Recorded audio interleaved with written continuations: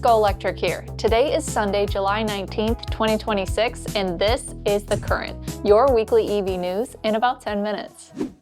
Hyundai Motor Group and SK On have initiated series production at their $5 billion joint venture battery manufacturing facility in Kingston, Georgia, northwest of Atlanta. The plant was originally announced back in 2022 and is expected to reach an annual production capacity of up to 35 gigawatt hours, which the company says is enough to supply batteries for approximately 300,000 EVs per year. A total of $641 million worth of tax incentives and other subsidies were provided by the state of Georgia for the project, and the output is expected to qualify for federal manufacturing subsidies of up to $45 per kilowatt hour. The nickel cobalt manganese, or NCM lithium-ion battery cells, will support Hyundai Motor Group's U.S. EV assembly, including at the nearby Hyundai Motor Group Meta Plant America in Savannah, which has an output of up to 500,000 vehicles, including the Ioniq 5, 9, and Kia Sportage hybrid.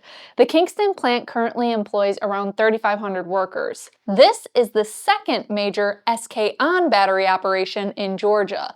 The company's earlier SK Battery America plant in Commerce also produces NCM lithium-ion battery cells for Hyundai's EVs with up to 20 gigawatt hours of annual production. The timing is aligned with the planned conversion of some battery manufacturing lines to lithium iron phosphate, or LFP chemistry, for energy storage applications, with SK On's recent partner Flatiron Energy Development for 7.2 gigawatt hours of LFP supply. There is no word yet on whether the Commerce facility will redirect their cell supply now that the Kingston plant is in production. Hyundai Motor Group also has a separate joint venture with LG Energy Solution. That battery manufacturing facility is currently under construction with a planned annual capacity of 30 gigawatt hours adjacent to their Meta plant in Georgia. That facility had been scheduled to open earlier this year, but faced delays due to the raid by Immigration and Customs Enforcement. Despite strong overall sales growth, Hyundai Motor Group has faced headwinds in pure EV sales in the US.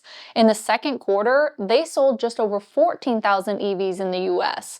The brand ended importation of their standard Ioniq 6 sedan, where sales were minimal due to the impact of the phase-out of federal incentives and import tariffs. Back in September, we reported on the company's Investor Day, where they laid out their strategic plan for their future up until 2030. In that presentation, CEO Jose Munoz said the Meta plant is expected to produce a mix of 10 traditional hybrids, plug-in series hybrids or EREVs, and a next-generation all-electric platform.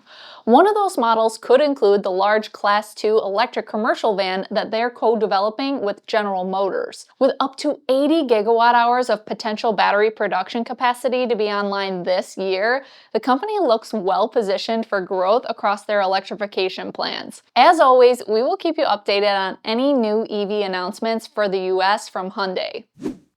Back in January, we reported about a $200 million allocation of funding for the state of California budget that would go towards a new consumer EV incentive program.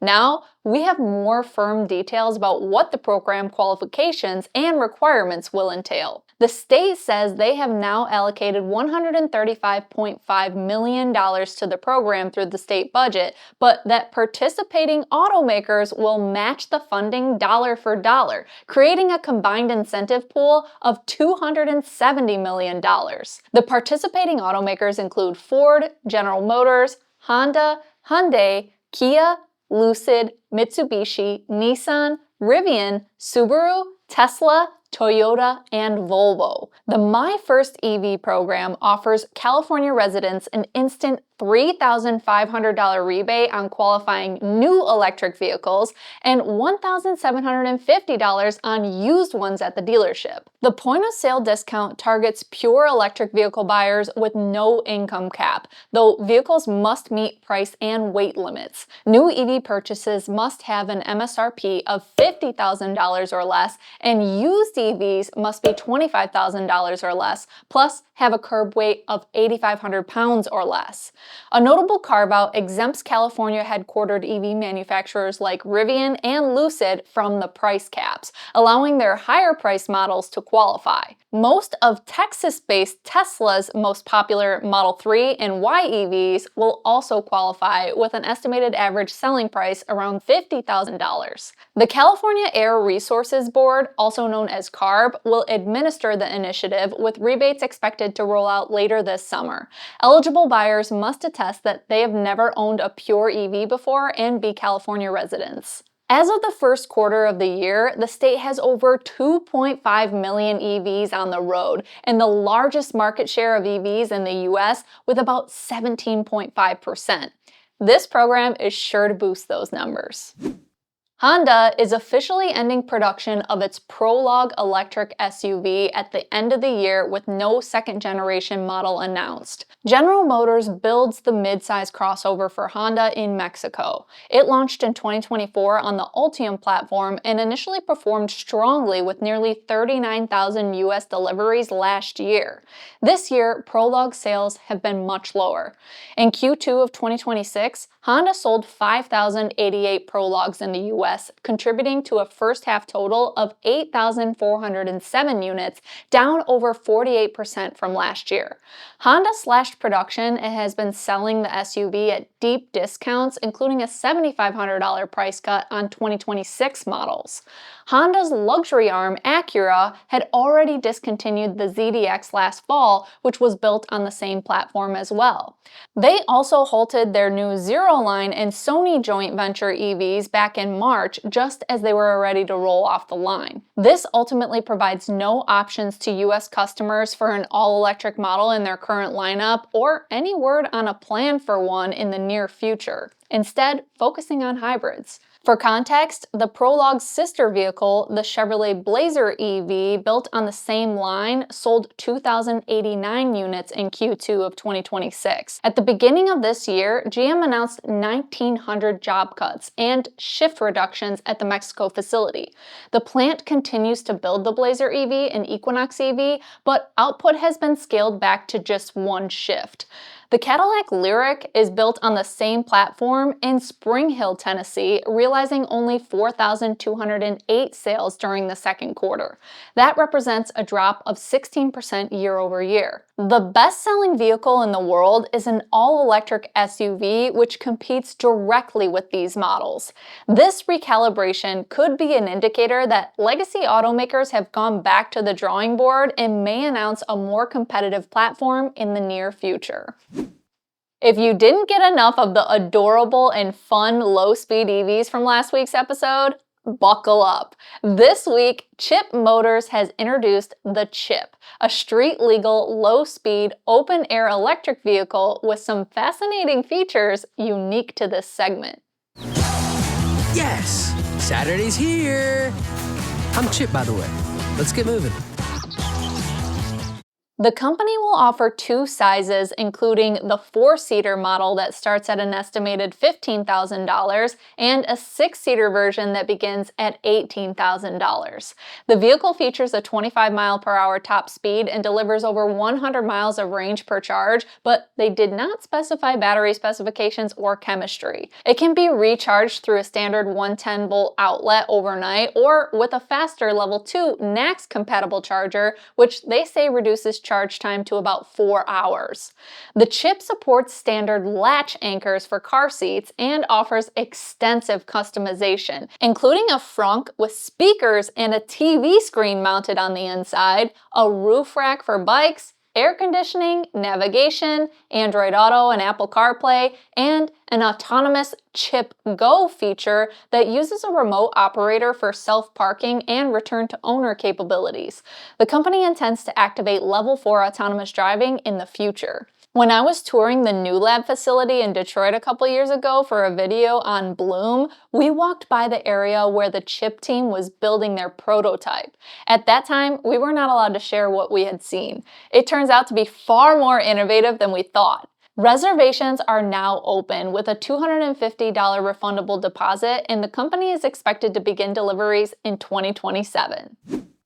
To wrap up this week, we have some quick charging news. First, EV charging equipment and software provider Chargepoint has expanded its partnership with Florida-based charging operator Optimus Energy Solutions to add more than 200 new public charging ports across the southeastern United States over the next few months. Under the agreement, Chargepoint will serve as the exclusive provider of charging hardware, software, and related services, while Optimus will own and operate the sites.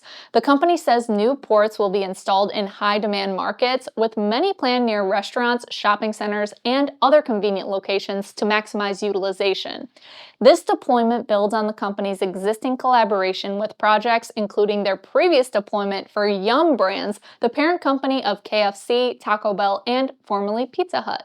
Just days later, Chargepoint also announced a collaboration with Onvo, a Pennsylvania-headquartered travel plaza and truck stop operator, to install public fast chargers at 12 highway locations across Pennsylvania and New York. The initial rollout will feature Chargepoint's modular Express Plus DC fast chargers capable of delivering up to 500 kilowatts and supporting simultaneous charging for multiple vehicles with CCS1 and NACS connectors. Strategically placed at Onvo travel plazas along major highways including routes 80, 81, and 78 in Pennsylvania and 90 in New York, the sites will offer amenities like food, retail, and rest stops. And finally, Tesla has opened its first public Megacharger station dedicated to customer-operated electric semi-trucks, marking a key milestone for commercial heavy-duty EV adoption. The new station, located in Bloomington, California, in the heart of the Inland Empire freight hub near the I-10 and I-15 interchange, is now live and available for semi-fleet operators. The site has 6 bays and delivers up to 1.2 megawatts of power. The location is strategically positioned to serve busy routes connecting the ports of Los Angeles and Long Beach with major distribution centers. Tesla has outlined ambitious expansion plans, adding dozens of Megacharger locations to its map. The company aims to have 37 sites operational by the end of 2026 and around 46 by early 2027 as part of a broader network of over 60 planned locations across 15 U.S. states. The state of Texas leads with about 19 planned sites, followed by California with 17. Other notable concentrations are in Florida, Georgia, Illinois, and Washington. The Tesla Semi started production in April and is in the process of ramping up. Well, that wraps up this episode of the Current Weekly EV News. Thank you for joining us this week, and until next time, drive, fly, ride. Go electric.